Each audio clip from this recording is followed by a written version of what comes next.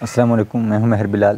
آج ہم ایک نیا سلسلہ شروع کرنے جا رہے ہیں، تعلیمی کامیابی کے اصول، کہ ہم کس طرح سے اپنے تعلیم کو، اپنے علم کو بہتر کر سکتے ہیں۔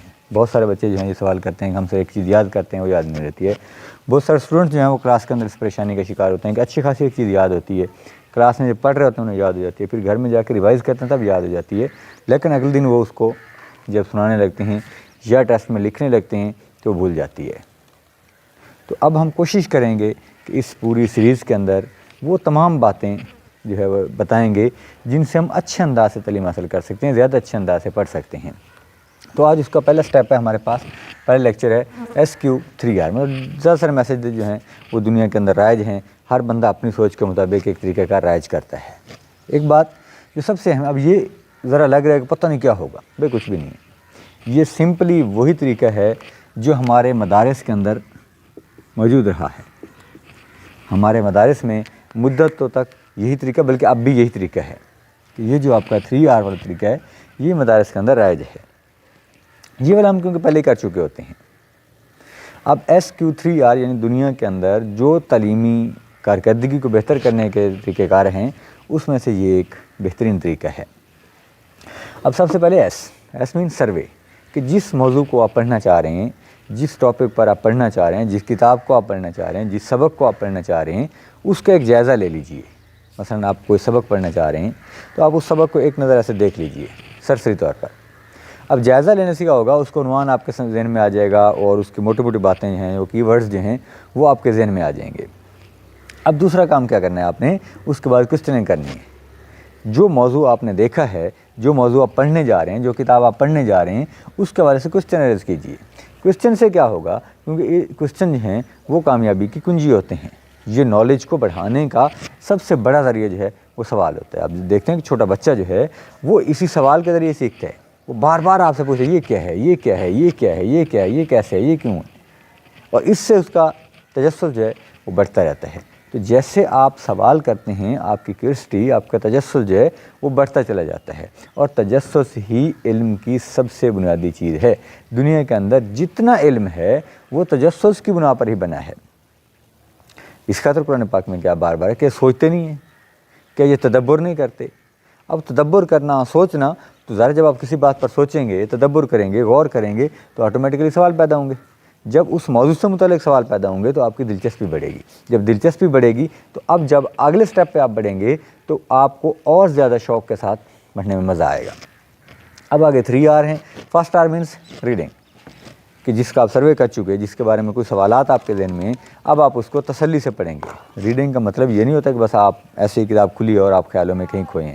تو پڑھنے کا مطلب یہ ہوتا ہے کہ آپ ہماتن گوش ہو کے پڑھیں، یعنی read in between the lines. جب آپ اس طرح سے پڑھیں گے تو پھر اس کا رزلٹ بھی اور طرح کا نکلے گا۔ تو آپ نے پڑھتے سمے اس بات کا خیال رکھنا ہے کہ read in between the lines, یعنی اب آپ نے لفظ اس کا تسلی سے پڑھنا ہے، بہت گہرے انداز سے پڑھنا ہے، تاکہ ایک ایک چیز آپ کو سمجھ آتی چلی جائے۔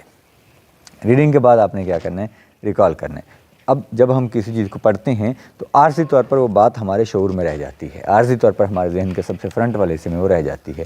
شعور کے پیچھے تحت شعور ہوتا ہے، تحت شعور سے پیچھے لاشعور، یہ ایک بڑی لمبی بحث ہے، ہم اس پر بھی انشاءاللہ کوشش کریں گے کہ ویڈیو بنائی جائے۔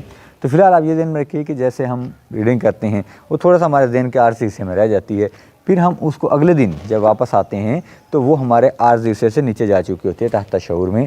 جب ہم اس کو ریکال کرتے ہیں، دوبارہ پڑھتے ہیں، ریوائز کرتے ہیں، دہراتے ہیں، تو کیا ہوتا ہے، وہ چیز دوبارہ ذہن میں آ جاتی ہے۔ اب ایک رستہ بن گیا، ایک ٹریک بن گیا چیز کے آنے جانے کا۔ تیسری دفعہ آپ کیا کریں گے، پھر آپ اس کے اوپر ریویو دیں گے۔ اب یہ طریقہ کار جو ہے یہ آپ اگر جانتے ہوں تو مدارس کے اندر یہی رائج ہوتا ہے کہ پہلے دن بچہ جاتا ہے تو اس کو سبق دیا جاتا ہے، پھر اگلے دن وہ سب کی سناتا ہے، وہ پچھلا سارا دہراتا ہے، سناتا ہے۔ اس طرح سے اس کی جو ریویژن والا پروسیس ہے وہ چلتا رہتا ہے۔ پھر وہ تیسرے دن جاتا ہے، وہ سب کے ساتھ منزل بھی سناتا ہے، اور وہ جو منزل والا کنسیپٹ ہے مدارس کے اندر وہ بیسیکلی اسی چیز کا ہے کہ جو اس نے کافی دن پہلے بھی پڑھ رکھا ہے یا اس پارے کا جو کچھ پڑھ رکھا ہے وہ سارے کا سارا سنائے گا۔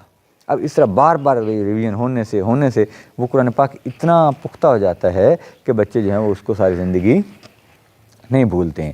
تو یہ پروسیس ایسا ہے جو مدتوں تک آزمایا ہوا ہے۔ تو جب آپ کسی چیز کو پڑھیں گے پھر اس کو چھوڑ دیں گے کافی عرصے کے لیے، وہ خود بخود آپ کے دماغ سے محو ہو جائے گی، کیونکہ نئی نئی چیزیں آ رہی ہوتی ہیں، پچھلی چیزیں جو ہیں وہ ختم ہوتی چلی جاتی ہیں۔ جب آپ اس کو ریکال کر پروسیس کرتے رہیں گے، ٹائم ٹو ٹائم اس کو ریکال کرتے رہیں گے، وہ پختہ رہے گی۔ اب یہاں تک تو تھی باتیں یاد کرنے کا۔ اب اس کے بعد ہے آگے جو ایکٹیو لرننگ پروسیس ہے، اس میں ریویو آ جاتا ہے۔ ریویو کیا ہے کہ جو آپ نے پڑھا ہے اس کے بارے میں اپنے تاثرات کا اظہار کریں۔ اب ایک سبق آپ نے پڑھ لیا، اس کو ریوائز بھی کر لیا، آپ کے دماغ میں بھی آ گیا، لیکن ابھی بھی وہ اتنا پختہ نہیں ہوا جتنا اس پروسیس سے ہو سکتا ہے کہ آپ اپنی کلاس میں بیٹھیں اور اس کو ریویو کریں، اس کے بارے میں بات کریں، دوستوں سے اس کے بارے میں پوچھیں، اپنے کلاس والوں سے اس کے بارے میں پوچھیں کہ آپ نے یہ سبق پڑھا، آپ کو اس میں سے کیا کیا پوائنٹ سمجھ لگے، میں نے یہ سبق پڑھا، مجھے یہ پوائنٹ سمجھ لگے۔ آپ کسی بک کو پڑھتے ہیں، اس کے بارے میں ریویو کرتے ہیں، یعنی جو چیز آپ نے پڑھی ہے، جو چیز آپ نے سیکھی ہے، اگر آپ اس چیز کے بارے میں ڈسکس کریں گے، بات چیت کریں گے، ریویو کریں گے، تو وہ بات اور زیادہ پختہ ہوتی چلی جائے گی، یعنی آپ کے دماغ کے اندر، آپ کے ذہن کے اندر اس چیز کا جو کنسیپٹ ہے وہ اور زیادہ راسخ ہو جائے گا اور دیر پا ہو جائے گا۔ بہت دیر تک آپ اس کے بارے میں بات کر سکیں گے، آپ اس سے استفادہ کر سکیں گے۔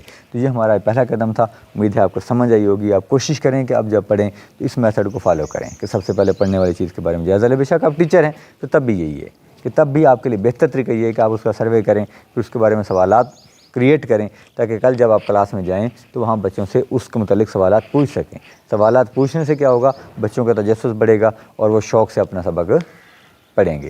تو آپ پڑھ رہے ہیں یا پڑھا رہے ہیں، یہ طریقہ جو ہے وہ آپ کی مدد کر سکتا ہے۔ امید ہے کہ آپ کو سمجھ آئی ہوگی۔